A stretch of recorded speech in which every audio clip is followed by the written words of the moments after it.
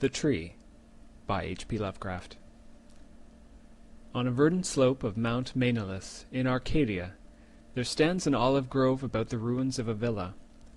Close by is a tomb, once beautiful, with the sublimest sculptures, but now fallen into as great decay as the house. At one end of that tomb, its curious roots displacing the time-stained blocks of Panhellenic marble, grows an unnaturally large olive tree of oddly repellent shape, so like to some grotesque man or death-distorted body of a man, that the country folk fear to pass it at night when the moon shines faintly through the crooked boughs. Mount Mainolus is a chosen haunt of dreaded Pan, whose queer companions are many, and simple swains believe that the tree must have some hideous kinship to these weird Panishi. But an old beekeeper who lives in the neighboring cottage told me a different story.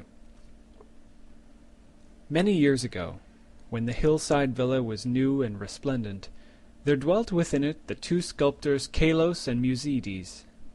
From Lydia to Neapolis, the beauty of their work was praised, and none dared say that one excelled the other in skill. The Hermes of Kalos stood in a marble shrine in Corinth, and the palace of Musides surmounted a pillar in Athens near the Parthenon.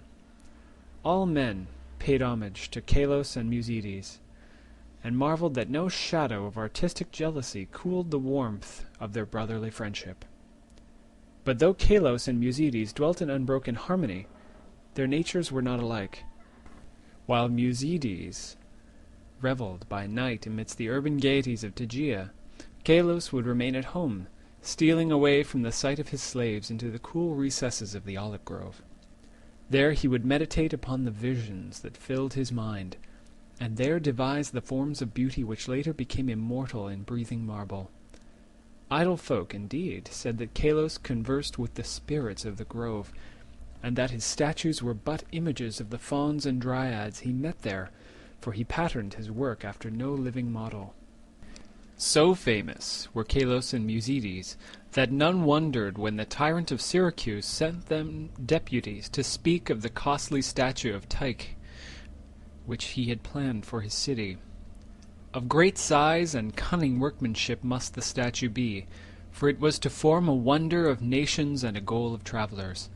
Exalted beyond thought would be he whose work should gain acceptance, and for this honor Kalos and Musides were invited to compete.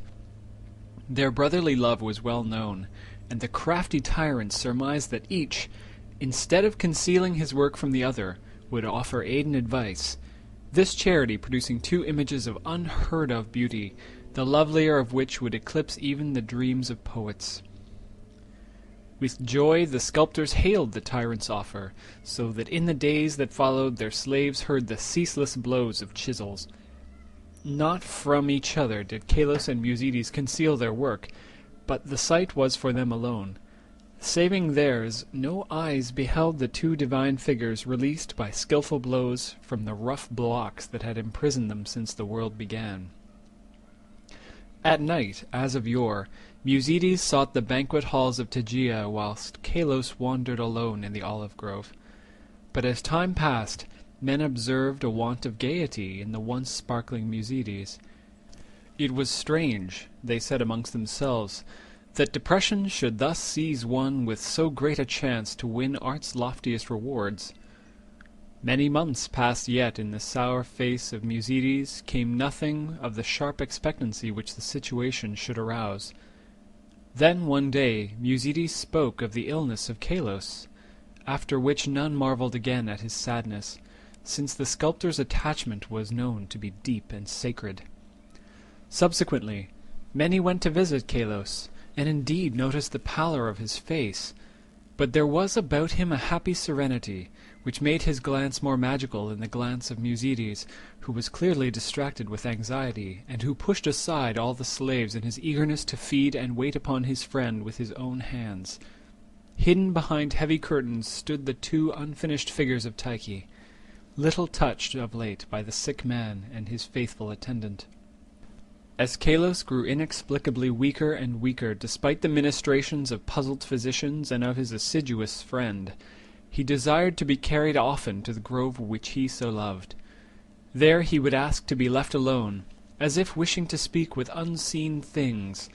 Musides ever granted his requests, though his eyes filled with visible tears at the thought that Kalos should care more for the fauns and the dryads than for him. At last the end drew near, and Kalos discoursed of things beyond this life. Musides, weeping, promised him a sepulchre more lovely than the tomb of Mausolus, but Kalos bade him speak no more of marble glories. Only one wish now haunted the mind of the dying man, that twigs from certain olive trees in the grove be buried by his resting place, close to his head. And one night, sitting alone in the darkness of the olive grove, Kalos died. Beautiful beyond words was the marble sepulchre which stricken Musides carved for his beloved friend. None but Kalos himself could have fashioned such bas-reliefs, wherein were displayed all the splendors of Elysium. Nor did Musides fail to bury close to Kalos' head the olive twigs from the grove. As the first violence of Musides' grief gave place to resignation, he labored with diligence upon his figure of Tyche. All honor was now his, since the tyrant of Syracuse would have the work of none save him or Kalos. His task proved a vent for his emotion, and he toiled more steadily each day, shunning the gaieties he had once relished. Meanwhile, his evenings were spent beside the tomb of his friend, where a young olive tree had sprung up near the sleeper's head. So swift was the growth of this tree, and so strange was its form, that all who beheld it exclaimed in surprise, and Musides seemed at once fascinated and repelled. 3 years after the death of Kalos, Musides dispatched a messenger to the tyrant, and it was whispered in the agora of Tegea that the mighty statue was finished. By this time the tree by the tomb had attained amazing proportions, exceeding all other trees of its kind, and sending out a singularly heavy branch above the apartment in which Musides labored. As many visitors came to view the prodigious tree as to admire the art of the sculptor, so that Musides was seldom alone. But he did not mind his multitude of guests. Indeed, he seemed to dread being alone, now that his absorbing work was done. The bleak mountain wind, sighing through the olive grove and the tomb tree, had an uncanny way of forming vaguely articulate sounds. The sky was dark on the evening that the tyrant's emissaries came to Tegea. It was definitely known that they had come to bear away the great image of Tyche and bring eternal honor to Musides, so their reception by the proxenoi was of great warmth. As the night wore on, a violent storm of wind broke over the crest of Maenalus, and the men from far Syracuse were glad that they rested snugly in the town. They talked of their illustrious tyrant, and of the splendor of his capital, and exulted in the glory of the statue which Musides had wrought for them. And then the men of Tegea spoke of the goodness of Musides, and of his heavy grief for his friend, and how not even the coming laurels of art could console him in the absence of Kalos, who might have worn those laurels instead. Of the tree which grew by the tomb, near the head of Kalos, they also spoke. The wind shrieked more horribly, and both the Syracusans and the Arcadians prayed to Ilos. In the sunshine of the morning, the proxenoi led the tyrant's messengers up the slope to the abode of the sculptor, but the night wind had done strange things. Slaves' cries ascended from a scene of desolation, and no more amidst the olive grove rose the gleaming colonnades of the vast hall wherein Musides had dreamed and toiled.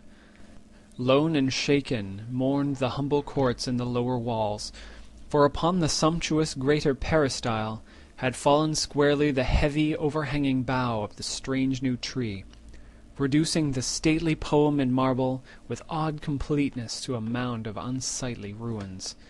Strangers and Tegeans stood aghast, looking from the wreckage to the great sinister tree whose aspect was so weirdly human, and whose roots reached so queerly into the sculptured sepulchre of Kalos.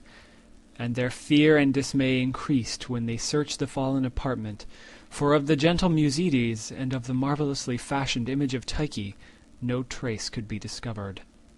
Amidst such stupendous ruin only chaos dwelt, and the representatives of 2 cities left disappointed. Syracusans that they had no statue home to bear, and Tegeans that they had no artist to crown.